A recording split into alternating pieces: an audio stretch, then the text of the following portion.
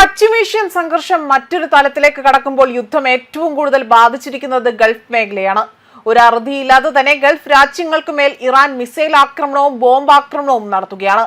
Dubai വിമാനത്താവളത്തിന് സമീപം തീപിടുത്തം ഉണ്ടായതാകട്ടെ ഇന്ധന ടാങ്കുകൾ ലക്ഷ്യമാക്കിക്കൊണ്ട് 4 തവണ ആക്രമണം നടത്തിയതായിട്ടുള്ള ഒരു വിവരങ്ങളാണ് പുറത്തുവരുന്നത്. 10,000 ലിറ്റർ ശേഷിയുള്ള ടാങ്കിലാണ് തീ പടരുന്നത്. ഇതോടുകൂടി തന്നെ ആശങ്കയിലാഴുന്ന ആക്രമണമായി ഇത് മാറുകയാണ്. UAE-യുടെ എണ്ണ ടാങ്കുകൾ വളരെ നിർണായകമായ ഒന്നായി മാറുന്ന ഈ ഒരു അവസരത്തിൽ തന്നെയാണ് വീണ്ടും ഇറാൻ ഇത്തരം ഒരു ആക്രമണം ഘടിപ്പിക്കുന്നത്.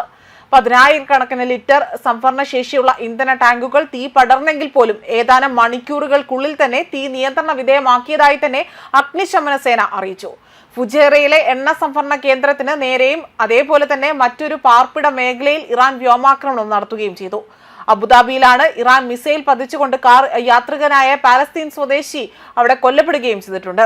ദുബായ് രാജ്യാന്തര വിമാനത്താവളത്തിന് നേരെ ഉണ്ടായ വ്യോമാക്രമണത്തിൽ ഇന്ധന ടാങ്കിന് തീപിടിക്കുകയും കഴിഞ്ഞ ദിവസം പുലർച്ചെയാണ് വിമാനത്താവളത്തിന് സമീപത്തുള്ള ഇന്ധന സംഭരണ മേഖലയിൽ ഡ്രോൺ ആക്രമണം പോലും നടത്തിയത്. ഇന്ധന ടാങ്കുകളിൽ ഒന്നിൽ പോലും അവിടെ തീ പടരുകയും ചെയ്തു.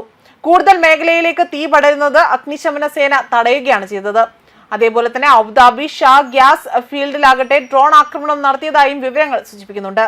UAE-യിൽ വിവിധ ഇടങ്ങളിൽ തീപിടുത്തം നടക്കുകയും അവിടെ ഒരാൾ മരണപ്പെടുകയും ചെയ്യുകയും മാത്രമല്ല 10,000 ലിറ്റർ സംഭരണ ശേഷിയുള്ള ഇന്ധന ടാങ്കിന് തീ പടർന്നെങ്കിൽ പോലും അത് ഏതാനും മണിക്കൂറുകൾക്കുള്ളിൽ തന്നെ തീ നിയന്ത്രണാതീതമാക്കി തന്നെ അഗ്നിശമന സേനയ്ക്ക് അതിന് സാധിക്കുകയും ചെയ്തിട്ടുണ്ട്.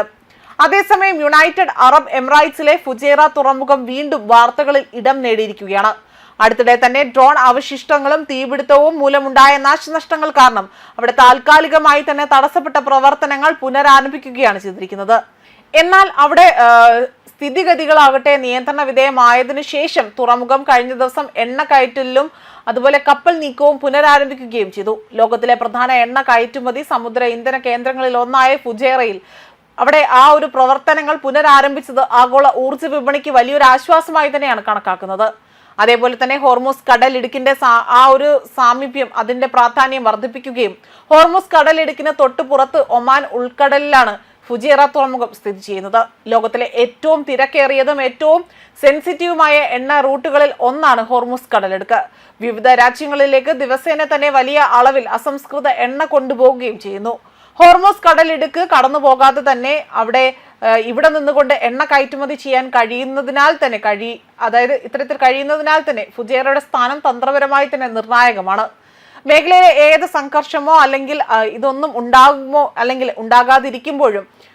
ഉണ്ടാകുമ്പോഴും ഒക്കെ തന്നെ തുറമുഖത്തിന്റെ പങ്ക് ഇത് കൂടുതൽ നിർണായകമാക്കുകയാണ്.